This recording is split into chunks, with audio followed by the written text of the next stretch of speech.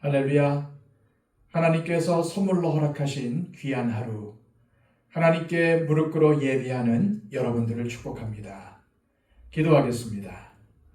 아버지 하나님, 우리를 부르셔서 거룩하게 하시고 또한 하나님의 자녀의 신분을 허락하여 주심을 감사합니다. 하나님, 오늘도 하나님 앞에 겸손히 엎드립니다. 그리고 자녀의 신분을 다시 한번 확인하기를 원합니다. 주님, 우리가 오늘 하루를 살아갈 때에 하나님의 자녀임을 잊지 않게 하여 주시고 자녀된 모습을 이 세상에 보여줄 수 있도록 말씀 가운데 살고 하나님 중심으로 살고 믿음 가운데 살아가게 하여 주시옵소서. 오늘 하루를 온전히 주님께 맡겨드리며 예수 그리스도의 이름으로 기도하옵나이다. 아멘. 다 함께 찬송가 86장 찬양 드립니다.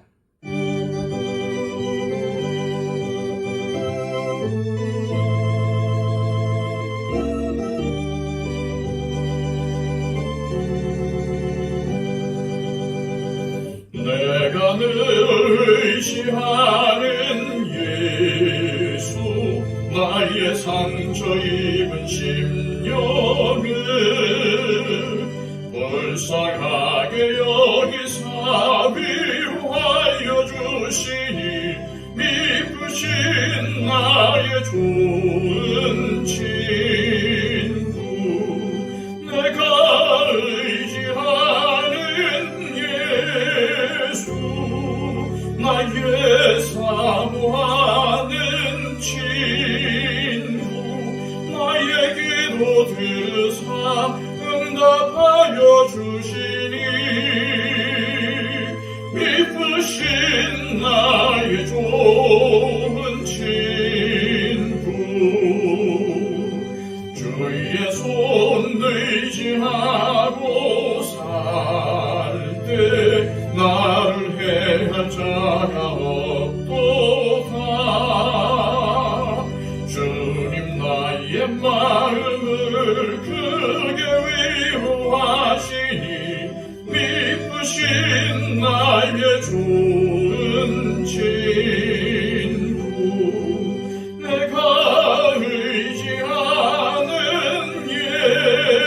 예수, 나의 사모하는 친구. 나의 기도 들으사 응답하여 주시니 미쁘신 나의 좋은 친구. 내가 요단강 건너가며 마음이 두려워서 떨 때도 주가 인도하시니 어찌 두려워하랴. 미쁘신 나의 좋은 친구.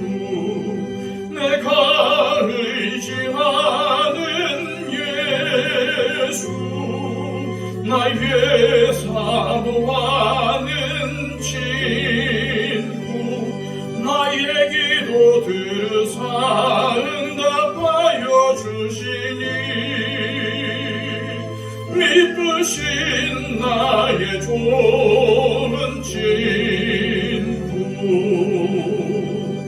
이후 천국에 올라가서 모든 성도들과 다 함께 우리들을 구하신 주를 찬양하리라. 미쁘신 나의 좋은 친구.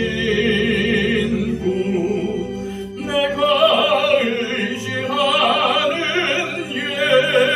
예수, 나의 사모하는 친구. 나의 기도 들으사 응답하여 주시니 미쁘신 나의 좋은 친구.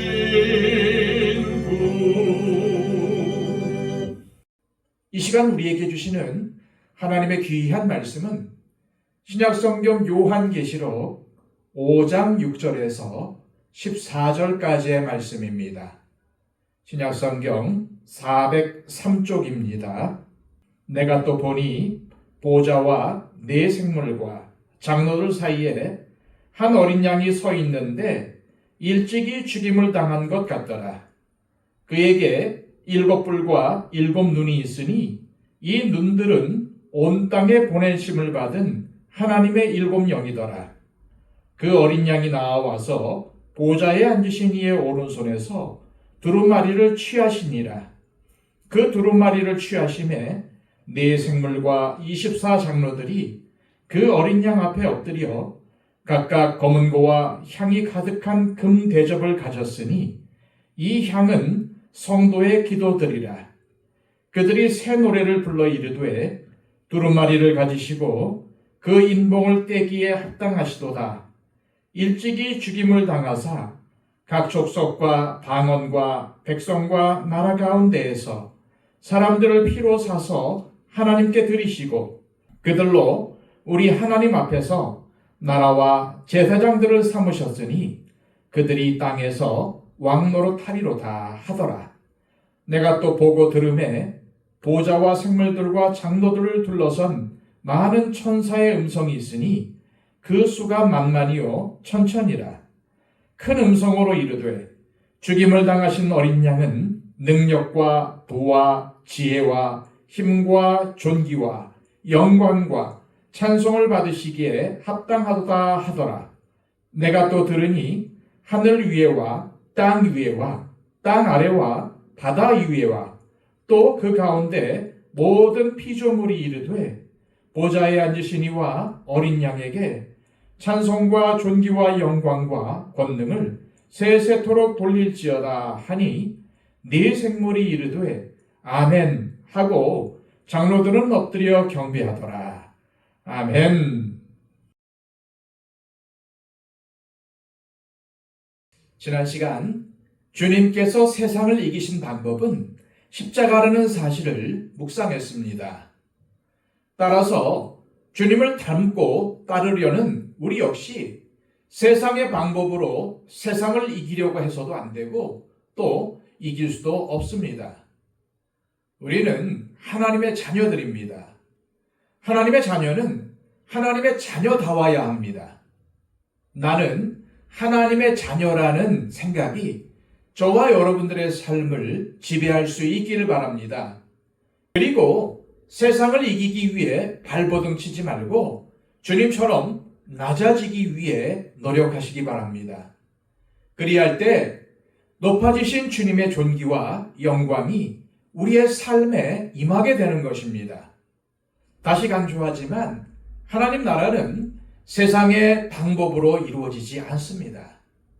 즉 하나님 나라는 세상의 권력과 힘, 돈, 세상적인 가치나 노력으로 커가는 것이 아니라는 말입니다.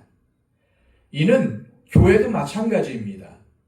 오히려 하나님 나라는 십자가, 즉 낮아짐, 겸손, 사랑과 오교 같은 것들 위에 이루어집니다. 이는 교회도 마찬가지입니다. 앞에서 우리는 소아시아 7교회들을 향한 주님의 말씀을 묵상하면서 반복되는 두 가지의 표현을 볼 수 있었습니다. 첫째는 이기는 자는 이란 표현이었고, 둘째는 귀 있는 자는 성령이 교회들에게 하시는 말씀을 들으라는 것이었습니다. 그렇다면 이기는 자들이 어떠한 방법으로 세상을 이길 수 있겠습니까? 세상 사람들과 같은 방법을 가지고서는 세상을 이길 수 없습니다. 그래서 성령께서 교회들에게 주시는 말씀을 들어야 하는 것입니다. 6절입니다. 내가 또 보니 보좌와 네 생물과 장로들 사이에 한 어린 양이 서 있는데 일찍이 죽임을 당한 것 같더라.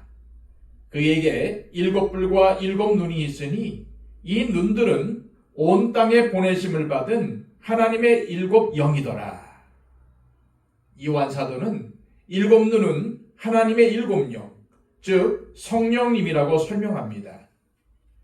그리고 일곱이란 여러분들도 아시다시피 하늘의 수 3과 땅의 수 4를 더한 값으로 완전하다 혹은 완벽하다라는 의미입니다. 이처럼 요한계시록에는 삼위일체를 상징하는 표현들이 많이 등장하고 있습니다.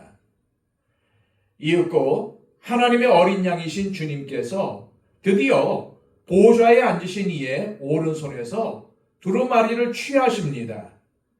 다시 말씀드리지만 우리는 요한계시록에 나오는 어린 양으로 표현된 모습들이 상징적인 표현이라는 사실을 잊지 말아야 합니다.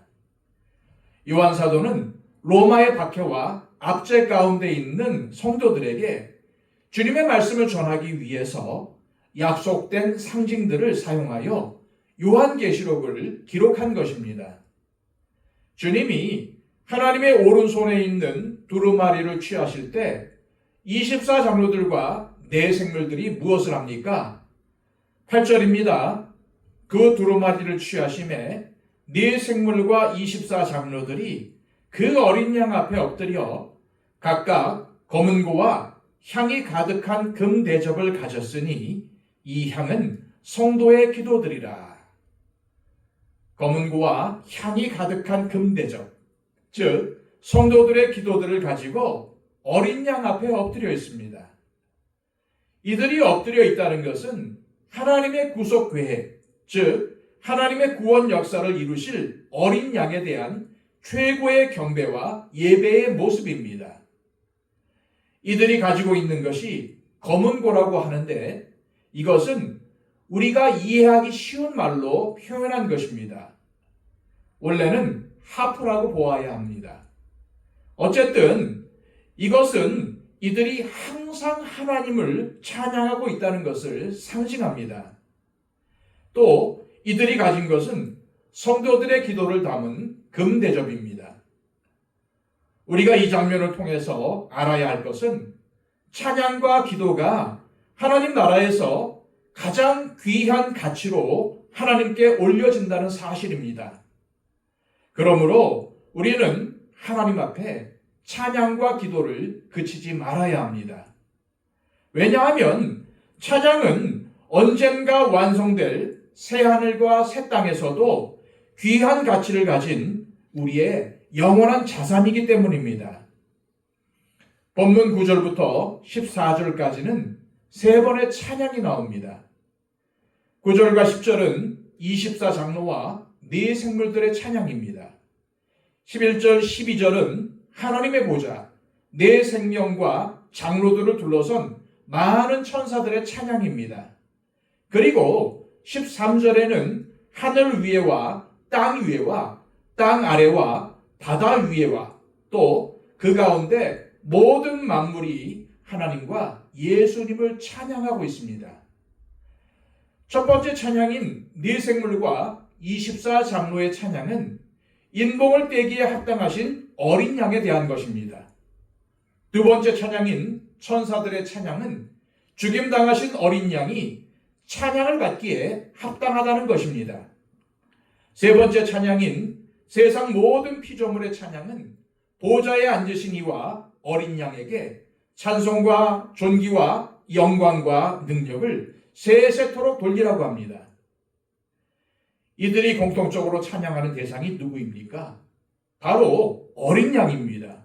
죽임당하신 어린 양을 찬양하고 있습니다.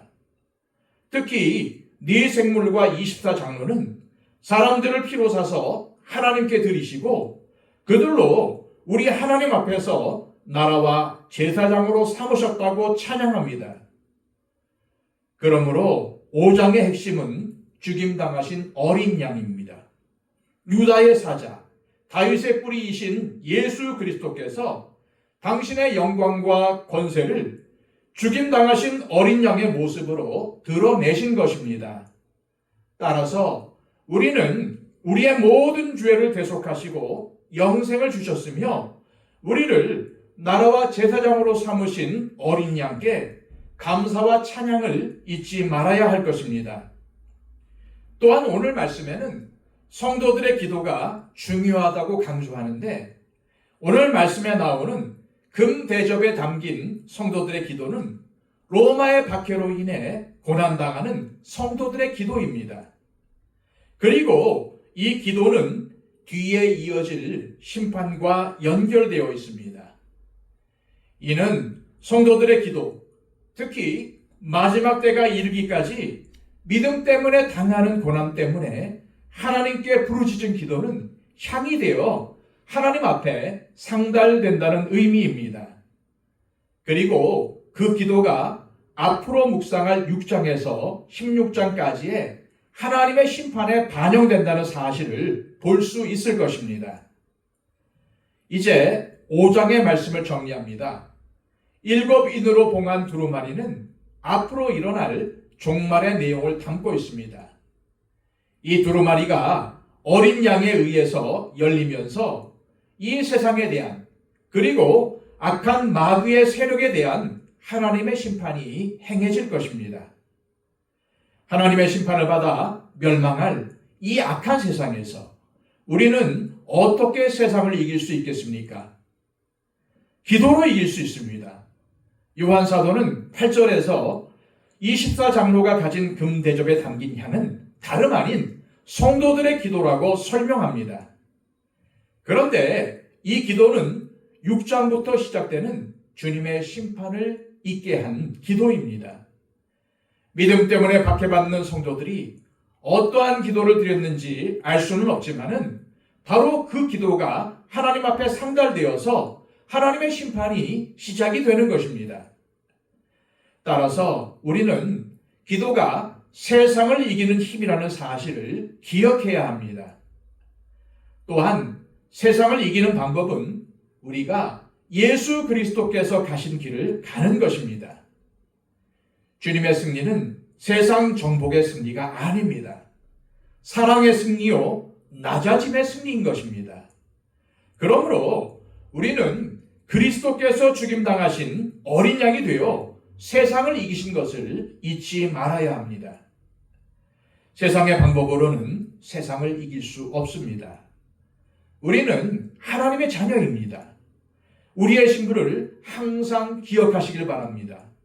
그리고 세상을 그리스도의 방법으로 이기시기를 바랍니다. 그리할 때 세상이 줄 수 없는 주님의 평안이 우리의 삶에 충만할 것입니다.